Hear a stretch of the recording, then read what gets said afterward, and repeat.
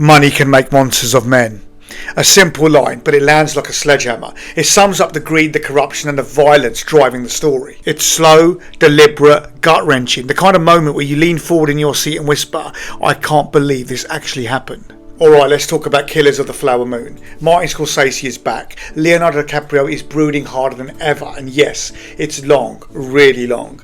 But this isn't just a long movie. It's a slow burn history lesson, a gut punch and occasionally a test of your bladder. Now, set in 1920s Oklahoma, the film chronicles the horrific murders of the Osage people, all for their oil wealth.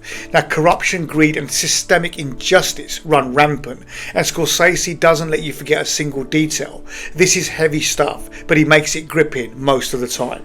Now, Scorsese actually shot many scenes in chronological order. This is rare for a movie this massive. Now, this allowed the actors' emotions to build naturally, making the tension creep up on you in a way that feels almost unbearable.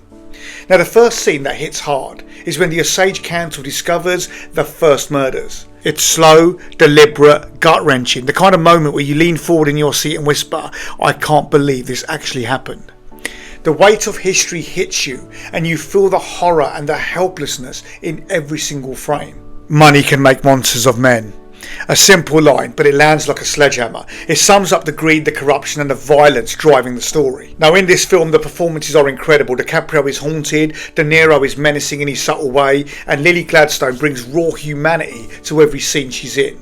The cinematography is haunted, wide open Oklahoma landscapes that feel beautiful and terrifying all at the same time, but it's not perfect. Some courtroom and exposition heavy scenes do drag and the pacing can feel uneven, and it's almost like someone's forgot that not everyone loves history lectures at 3-hour length. Now, the film uses practically no digital de-aging or heavy CGI. Scorsese insisted on real locations and practical effects, which makes the movie feel tactile, grounded and somehow more brutal. The sandpaper scene, the pivotal confrontation scene between DiCaprio's agent and the Osage elders, it's tense, uncomfortable and absolutely riveting. The dialogue cuts like knives and the performances elevate what could have been just a slow exposition dump into cinematic tension gold.